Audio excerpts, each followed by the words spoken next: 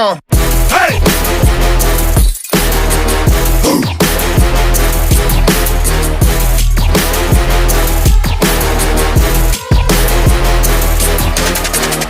What up, everybody? What up? What up? It's your host, JD, and I'm here. And like I say, we just talking sports. That's all we going to talk about in this channel. Hope all the sports fans tune in. I'm going to try to drop as much as possible, obviously. Finally got a little set up. Still waiting on some more things, so bear with me here. Hope everybody can hear me loud and clear. But yeah, today we're going to be talking about the top 3 influential basketball players that influenced me, inspired me to play basketball from a young age all the way up until pretty much now. Just not as much because of time restraint, but the 3 guys that I'm talking about are Michael Jordan, obviously, Kobe Bean Bryant, and Allen Iverson, the answer. So we're going to start with Michael Jordan. Okay, so I'm born in the 80s, grew up in the 90s, so it's obvious, right? Michael Jordan was the epitome of greatness during that time. There's a lot of great athletes, coming in the 80s and 90s, but this guy was like, you know what I mean? Like he was the gold standard. It still is the gold standard in my opinion.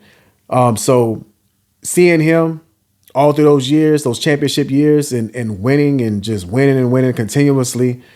He was one of those guys, like, you see him play, as soon as the game is over, you remember a particular move or shot that he made, and what you go do. You grab your basketball. If you're a basketball player or a basketball head fan, whatever, you go outside and you try to emulate everything this man just did. Tongue out every time we drive to the free throw line. All that stuff, man. Try to adjust the basketball height so we can do the Michael Jordan spread the legs dunk. All that, man. This dude was too great and was ahead of his time.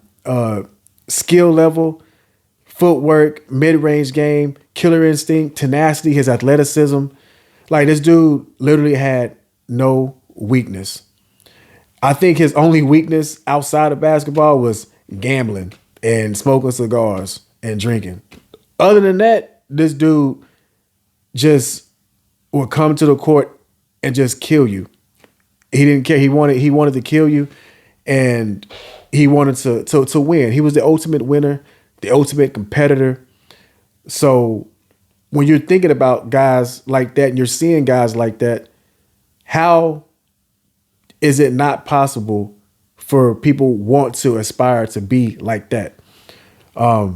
This dude to win 3 championships, go play baseball for his dad for a couple of years, come back, win 3 more championships, got the records, got the merchandise.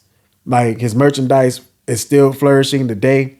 So there's a lot of admiration for this guy. And that's why he's at my number 1, because I was at a young age, 6, 7 years old, maybe. And I'm like, oh, yeah, I want to be like that. I'll be like Mike, right? So pick up a basketball, and then it just took off from there. So Michael Jeffrey Jordan, that's always going to be number 1. All right, number two, Kobe Bean Bryant. Basically, just another Michael Jordan, really. Their games are similar, but there are differences too. But mainly similar. That's why I think the comparisons are always there. Only thing I know for sure, Kobe's athleticism wasn't where Mike's was. But then you got Kobe, his ball handling skills. He can stretch the floor. He was just every bit of a killer as Michael Jordan. His mentality, he may have worked harder than Michael. I mean, this dude wanted to be better than Michael from the start. I mean, he came in 17, 18 years old, sat at a table in front of Phil Jackson and literally told him that he was better than Michael Jordan at that age. Like, you know what I mean? Like, the mentality this dude had, it's crazy. It's uncanny. It's like he was like a psychopath when it comes to basketball, bro. Like, this dude will study Mike's film on the court, but he also study his interviews. Like who studies interviews, bro? Like who studies interviews?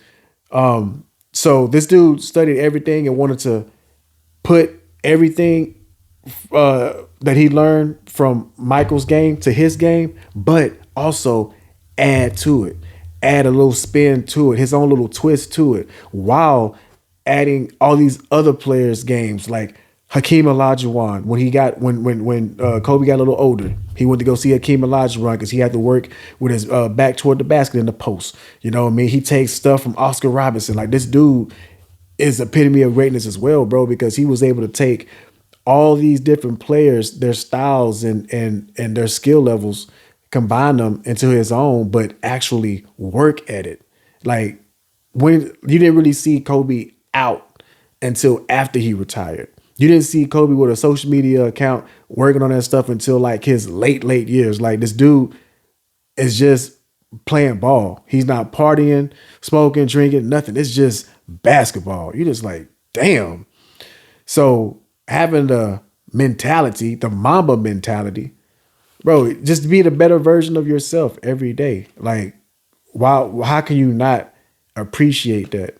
Like, it's hard to not be inspired or influenced by a guy like that. Even with Michael Jordan, just right there too. Like these two dudes, I think are 1A, 1B, my opinion. I don't care. Fight me. So it's just like, man, like their skill level, their killer instincts, their work ethic, just everything, man. They neither one of them had their weaknesses, but they were a little different, you know. And when they're not having a good shooting day, Jordan probably is a more of a passer when he's not shooting the ball well. Kobe, on the other hand, he'll keep shooting till that shit fall. And you know, usually we always was told that, hey, if it's not falling, keep shooting. So we can't worry about shooting percentages and efficiency. Just go get a bucket. Just go get a bucket. 'Cause that's what the game is about. Go get a bucket. So many kids today are worried about analytics. Go get a bucket, man. So those two will always be, you know, where they're at for me. The third guy though, the undisputed champ, the undisputed king, whatever you want to call him, undisputed GOAT, don't matter. Allen, the answer, Iverson, bro. Man, Kobe Bryant said we should all be fortunate that he wasn't 6'5", alluding to Allen Iverson, because this dude was like listed at 6'1", but I don't even think he was that tall. He may have been 5'11". Some people say he didn't look like he was 6 foot, but the dude had heart. His heart was bigger than anybody's on the court. He played like he was 6'5", 6'6". I mean, this guy comes in playing point guard, shooting guard, mostly shooting guard, you know, next to Eric Snow playing point when he was with the Sixers in his early years. Dog, this dude had a mid-range game. We already know about his ball handling skills. At that time, it was definitely number one. I think Curry and Kyrie probably, you know, passed it. I think Iverson probably agrees. Maybe he's just doing it just to be humble, but Kyrie, man, he's probably number one for me. His combination of moves and yeah, it's insane. But Iverson is right there with those guys. He's a scorer. Mid-range game, he can drive to the basket. I still think to this day that he has the fastest first step that I've seen. There are some fast ones still out there, but man, this dude, he didn't even really need to cross over. His first step was so fast, like, but he just did it anyway.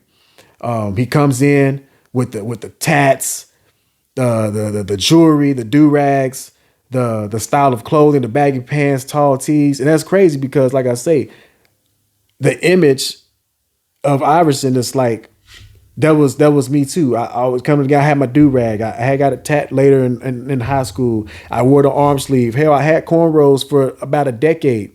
And then, or a decade for sure. Had the, I wore number 3 because of this guy. You know, I can't emulate too much, you know, as I got older with Michael and Kobe, because they were really tall and I'm really short. So I can't really just sit around in the mid-range all day long and get buckets like that. So I was able to emulate everything Iverson did because he was able to play off his quickness, his dribble and handle, and his shooting ability. So yeah, I have to play like that as well because due to my size, but don't get it twisted. It was very successful. So if you know, you know. But that's what I'm saying. Like guys like that, I had to take bits and pieces from each one of them. You know, I mean, I couldn't take the mentality. I actually think I was born with the killer instinct mentality as well. I want to kill you too, especially if you're start talking trash. Some people fold when they get trash talking to them, but me, I'm like, yeah, I'm like, all right, bet he wants to see how it really is, right?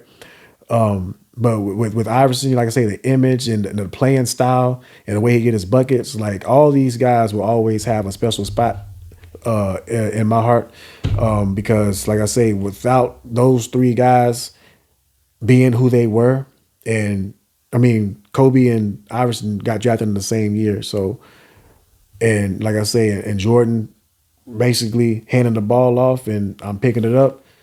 It's crazy. I wouldn't want to think how it would be if those three guys never existed. So, but yeah, that's this episode. I wanted to kind of like show everybody or tell everybody why I wanted to do a sports channel and talk mostly basketball, but I will talk, like I say, sports in general, but basketball is very special because, like I say, these three guys. I'm really, really big on football too, so there would be a lot of videos about a lot of stuff. So just stay tuned for that. That's why I like sports because there's always a sport on every single day. But yeah, those three guys, my top three goats, top three influential players. Nothing's going to ever change that for me. There's a few guys that are playing now that can creep up the ladder, like a Steph Curry. Those guys like that. They're all special, man. A lot of these athletes are very, very special, and all I can say is for the kids that's out there, just watch these dudes. Don't worry about all the other stuff. Worry about just the sport. Everything else will take care of itself after that. But yeah, those three guys definitely. Michael Jordan, Kobe Bean Bryant, Allen Iverson played a hand in everything. So those are my top three GOATs, my top three influential. And that is the end of the episode. I thank you guys for listening, watching it. Like, share, and subscribe. Try to get this channel booming. Like I say, hopefully next time you see me, I have some different equipment, different setup. But for right now, this is what we got. But like I say, thank you for watching, and I appreciate it. Thank you. See you guys next time. Thank you for watching. Like, share, and subscribe.